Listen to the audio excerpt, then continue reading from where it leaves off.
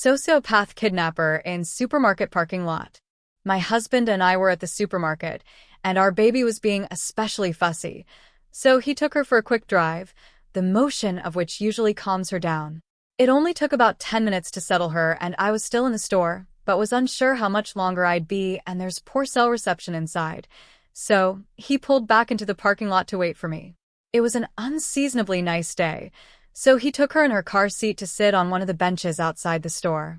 He took a business call and had just sat them down, absent-mindedly rocking the carrier, when a woman, well-dressed, mid-30s, average height, fit build, approached them. It's not uncommon for people to ask to play with our baby. She's got big rosy cheeks, soft wisps of gold hair, and the most adorable gurgly toothless grin, especially when she's deep into a good nap. But her nap schedule is paramount, so my husband was preparing to tell the woman she actually couldn't play with our baby right then. She walked over right in their direction, brimming with nonchalant confidence, and before he can even finish a sentence explaining she was napping and not to be touched, she picked up the carrier and started walking off. He was in shock for a minute, not fully believing someone would be ballsy enough to do something so sinister in plain daylight, so he said, "Excuse me," put her down as his panic mounted. She remained calm this entire time, but when he called after her, she started walking away more briskly than when she'd approached. He ran full speed ahead, tried to grapple the carrier out of her hands, finally resulting to restraining her arms. This woman yells, "Help, he's trying to take my baby," kidnapping, 911, help, kicking him in the shin and pulling a pink bottle of pepper spray out of her handbag. Of course, no one in the parking lot was clocking the earlier interaction and assumed he really was a kidnapper, a lone man in a Deadpool t-shirt versus a tiny, well-dressed woman. Immediately, a man knocked my husband to the ground and was holding him down. He could hear bystanders encouraging the woman to file a police report, but she was doing a very convincing job of acting shaken up and insisted she just wanted to get home. To make matters worse for my husband, she was driving a minivan. He was in a raw state of panic, realizing the entire parking lot had banded together to inadvertently facilitate the kidnapping of our daughter. He was begging and pleading with them, but no one was listening. They just kept screaming at him that the jig was up, and he needed to lie still and wait for police and stop terrorizing a young mother. My husband finally had the novel idea to show them family pictures on his phone. But, too panicked to think clearly, this manifested as him shouting, "I have pictures of the baby on my phone," which, of course, everyone interpreted as him having either stalking photos or, worse, pornographic images of the baby. It was at this point that a man, I can't entirely blame the man considering what he thought was going on, kicked my husband as hard as he could in the ribs.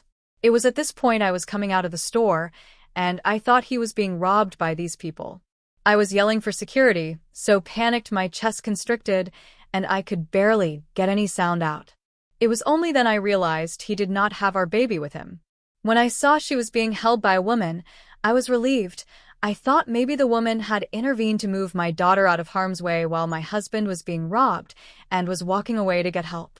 I couldn't find a security guard outside the store, so I ran up to the people holding my husband down, waving my wallet, pleading, "Take everything you want, just let up and leave us alone." And one of the men holding him down said something like, "Lady, we need to wait for police to deal with him." And I was so confused. Why would the muggers have called the police? I just kept stammering, "What do you mean? What are you talking about?" and made out someone saying he tried to abduct that woman's kid. I did not understand and was sure I'd misheard him. My husband would never hurt a child. And we have 4 kids. If he were going to commit a crime, bringing home another kid would be at the bottom of his list. I kept trying to understand what the man was saying, and suddenly it all clicked. I looked around for the woman who had the baby carrier, and she was halfway across the parking lot. I went into total ballistic tiger cub mode, literally leapt out of my heels, and sprinted across the parking lot. I'm not a UFC fighter. I've never even taken a self-defense class, so all I could think to do was grab the woman by her hair and squeeze her throat with my other hand, which didn't do much. She was getting away even as I grappled with her. Amazingly, none of the other bystanders had yet to connect that my husband was telling the truth, and this woman was absconding with my baby. I yanked on her hair as hard as I could, and that was enough to make her drop the carrier. I was so scared and surprised that I actually just threw myself on top of the carrier, covering the entire thing like a blanket, and stayed that way without saying or doing anything else. The woman left. Not one person tried to stop her. Even though she was clearly leaving without the child she claimed was hers, which would be pretty damn incriminating if I'd watched this scene unfold. Within the next couple minutes, police had arrived. After all that, there were still several bystanders who explained it as my husband trying to kidnap the baby. The police, to my horror, assumed that she must not have had bad intentions. The first questions they asked me after getting her description weren't investigative. They were questions thinly veiled, trying to convince me not to pursue charges. Still placing blame on my husband. A small sampling. Do your husband and the baby look dissimilar? Is there a chance she thought he was abducting the baby and she was trying to intervene? Could your husband have been doing something inappropriate or violent to the baby that would make her feel compelled to extricate the baby from the situation?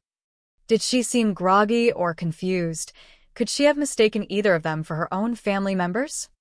They spent more time verifying that the baby was actually mine than they concerned themselves with the fact that the baby was not actually hers. My husband had called his brother at that point, who works in an office with a lot of lawyers, and connected with one ASAP who gave us the priceless advice to get every officer's name and badge number, to request copies of the store's security tapes right away, and to escalate our complaint higher up the chain if these officers weren't taking us seriously. Finally, we had reason enough to believe we were being taken seriously, and we went home and both just shook and cried until we had to get our other kids from school. My husband is seething with rage and grappling with a feeling of helplessness from how little he was able to do, and has 2 cracked ribs from when the man kicked him. To the officers' credit, they did ask if he'd like to press charges, but considering the man was genuinely convinced at the time that he was on the right side of intervening in a kidnapping and stayed to talk to police and apologized profusely when the truth became clear, he declined to press charges. Amazingly and frustratingly, there were still people who stuck around to talk to police who were giving my husband dirty looks, and one man who even implored the police to involve CPS to verify it was really our baby. Parking lot kidnapper and parking lot skeptics, you better hope we don't meet. Edit. After hearing from everyone and weighing the pros and cons, we got in touch with the police and decided to move ahead with pressing charges against the 2 men involved in anything beyond basic restraint, to set an example that these men made the wrong decisions, even if they did come from a well-intentioned place. Thanks for weighing in. I am trying to reply to as many comments as possible, but if I don't get to yours specifically, thank you sincerely. How did the police know the kidnapper had a minivan? My husband and all the bystanders watched her drive off in her minivan while I was draped over the carrier, and when she was walking away, she auto-started a minivan she was walking towards, or so the bystanders recounted to police.